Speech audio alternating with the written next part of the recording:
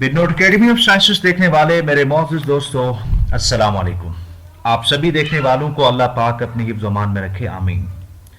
अगर आप मेरे चैनल में नए हैं तो चैनल को ज़रूर सब्सक्राइब करें, लाइक करें और बेल आइकन को लाजमी प्रेस करें ताकि फ्री ऑफ कॉस्ट मेरी वीडियोस आपको बर वक्त मिलती रहें और हम सब मिलकर इल्म की रोशनी फैलाते रहें। आज जिस टॉपिक पर हम डिस्कस करने वाले हैं that is Baylis Hillman reaction. Baylis Hillman reaction का स्टेटमेंट क्या है? Baylis Hillman reaction is a method for the preparation of acrylic compound from reaction between alpha beta unsaturated carboxylic acid derivatives in aldehydes in the presence of sterically unhindered tertiary amine as a catalyst।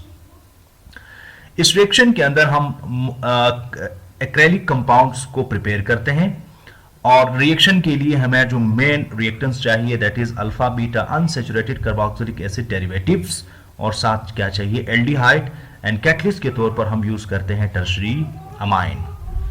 जो सबसे ज्यादा famous catalyst है as a tertiary amine that is DABCO 1,4-diaza bicyclo 2,2,2 octane to give an allylic alcohol। वैसे ये cyclic जो organic compound से उनकी nomenclature का ये स्टाइल है 2,2। इसके ऊपर नोमेनक्लेचर के ऊपर मेरी जो है वो मेरे चैनल के अंदर एक एक्सक्लूसिव वीडियो मौजूद है। आप वीडियो की जो लिंक है वो मैं डिस्क्रिप्शन में दे दूंगा, आप वहां जाके इस पूरी वीडियो को आप वॉच कर सकते हैं। वहां से आपको क्लियरली नोमेनक्लेचर जो है वो समझ में आ जाएगा। एलाइलिक अल्कोहल्स क्या है ये हम आगे डिस्कस करेंगे। इस रिएक्शन को हम मोरिता बेलिस-हेल्मन रिएक्शन या MBH रिएक्शन भी कहते हैं। क्यों कहते हैं? क्योंकि इस रिएक्शन को सबसे पहले सक्सेसफुली जो है वो इंट्रोड्यूस करवाया था एक जापानीज केमिस्ट है किनिची मोरिता, और उसके बाद लेटर ऑन दो जर्मन केमिस्ट ने इसको एक्सटेंड किया था, एंथोनी बी बेलिस और मेलवेली E.D. हेल्मन ने। सबसे पहले मोरिता की रिएक्शन जो है वो हम डिस्कस करते हैं। इस रिएक्शन के अंदर मोरिता ने यूज किया था एक्राइलोनाइट्राइल और रिएक्शन करवाया था एल्डिहाइड्स के साथ in the presence of catalyst at 120 degree Celsius और 2 घंटे तक इसको रिफ्लेक्स किया था। रिफ्लेक्स करने के बाद नतीजे में हमारे पास एलाइलिक अल्कोहल बना था। एलाइलिक अल्कोहल बेसिकली होता क्या है? देखिए, ये कार्बन कार्बन डबल बॉन्ड के साथ जो एडजेसेंट कार्बन होता है, first carbon, that is known as allylic carbon, और इस एलाइलिक कार्बन के ऊपर OH ग्रुप अटैच होगा, alcoholic group, this is known as allylic alcohol. इस रिएक्शन का मैकेनिज्म क्या है? देखिए, इस रिएक्शन के अंदर स्टार्टिंग हम एक्राइलोनाइट्राइल की, सबसे पहले हम एक्राइलोनाइट्राइल की रिएक्शन करवाते हैं हम कैटलिस्ट के साथ। उस कैटलिस्ट इस रिएक्शन के अंदर ट्राइसाइक्लोहेक्साइल फास्फीन जो है वो एज अ कैटलिस्ट के तौर पर यूज होगा। और होगा क्या? देखिए, फास्फोरस जो है वो इसके पास एक लोन पैरा इलेक्ट्रॉन होता है, 3 बॉन्ड्स बनाने के बावजूद भी, तो ये कार्बन के ऊपर अटैक करेगा, यहां से ये वाला बॉन्ड इधर शिफ्ट हो जाएगा। इस शिफ्टिंग के नतीजे हमारे पास एक ज़्विटर आयन बनेगा। ज़्विटर आयन बेसिकली वो आयन होता है जिसके ऊपर पॉजिटिव नेगेटिव दोनों चार्ज होते हैं, तो इस कार्बन के ऊपर बेसिकली नेगेटिव चार्ज क्रिएट हो जाती है, जिसकी वजह से ये एक अच्छा न्यूक्लियोफाइल बन जाता है। अब सेकेंड स्टेप के अंदर यही स्पीशी जो है वो एल्डिहाइड के इलेक्ट्रोफिलिक सेंटर के ऊपर, यहां से ये वो नेगेटिव चार्ज इसके ऊपर अटैक करेगी और ऑक्सीजन जो है वो फास्फोरस के ऊपर अटैक करेगा। रिएक्शन के नतीजे हमारे पास एक पेंटा जो है वो रिंग बन जाएगी।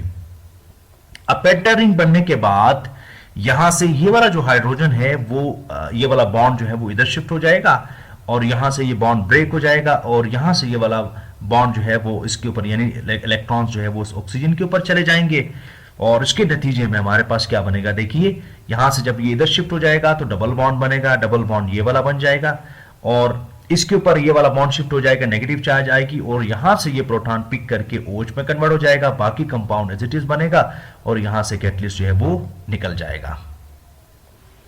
डिसएडवांटेजेस क्या है इस रिएक्शन का? एक तो लो कन्वर्जन है, लेस देन 23% है, और निग्लिजिबल यूटिलिटी है। यूजिंग फास्फीन जो है वो विटिंग प्रोडक्ट इज मोर प्रीडोमिनेंट। तो इसमें बेसिकली ऑर्गेनिक केमिस्ट्री के अंदर जो है वो रिएक्शंस पैरेलल में कंपीट कर रही होती है। अगर एक रिएक्शन के अंदर अगर प्रोडक्ट एक साइड का कम बनता है तो दूसरी जो उसका दूसरा जो प्रोडक्ट बनता है वो ज्यादा बनता है, तो विटिंग प्रोडक्ट अगर आप फास्फीन यूज करेंगे तो वो ज्यादा बन जाएगा। मेन कंपोनेंट्स क्या है बैलिस हेल्मन रिएक्शन का? सबसे पहले हमें चाहिए कि एक्टिवेटेड अल्कीन चाहिए, an electrophile and nucleophile trigger catalyst चाहिए, और most effective catalyst as a nucleophile unhindered tertiary amines में हमारे पास मौजूद है डेवको 1,4 डायाजा बाइसाइक्लो 2,2,2 ऑक्टेन, और दूसरा हमें चाहिए quinuclidine. One step reaction of Morita Baylis Hillman reaction, जिसको हमने MBH रिएक्शन भी कहा था, इसके अंदर देख लीजिएगा हमारे पास देखिए अल्फा बीटा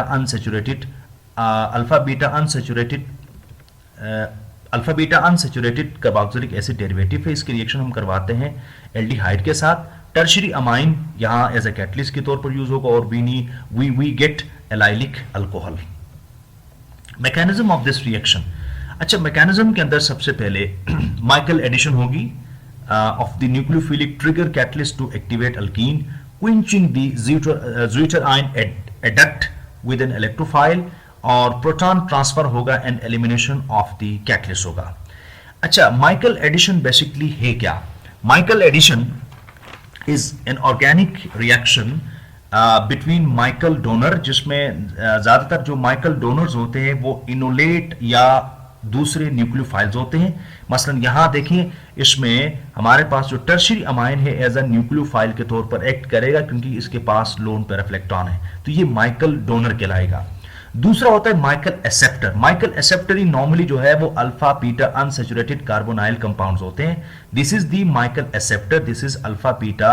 अल्फा क्यों कहते हैं? देखिए carbon number 1 alpha, carbon number 2 beta, alpha beta unsaturated इसके डबल बॉन्ड है, alpha beta unsaturated carbonyl compound derivative बनेगा।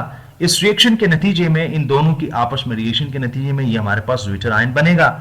और ज्विटर आयन की क्विंचिंग का क्या मतलब है? क्विंचिंग होता बेसिकली केमिकल क्विंचिंग हम कहते हैं। A reactant is introduced to favour an endothermic reaction with an associated reduction in temperature.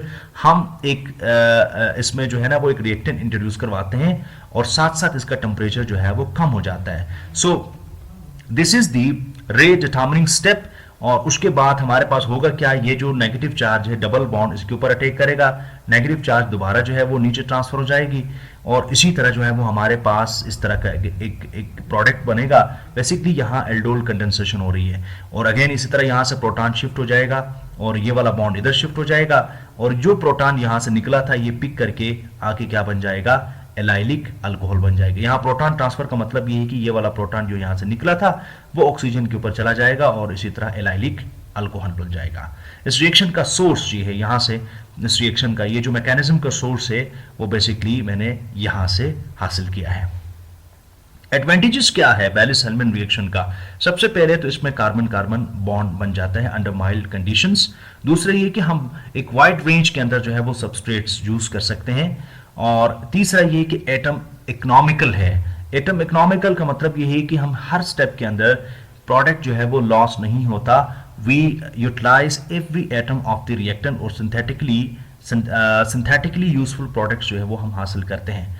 Recent applications of Morita Baylis Hillman reaction, applications को हम मैं डिटेल में तो डिस्कस नहीं करूंगा, जस्ट नाम और उसके साथ साथ एक एक एग्जांपल के तौर पर रिएक्शन आपके सामने पेश करूंगा। सबसे पहले asymmetrical Morita Baylis Hillman catalysed by chiral Bronsted acid reaction की एग्जांपल आपके सामने है। Phosphine catalysed beta hydration reaction example आपके सामने है, और intramolecular MBH with high regio selectivity ये एग्जांपल आपके सामने हाजिर है।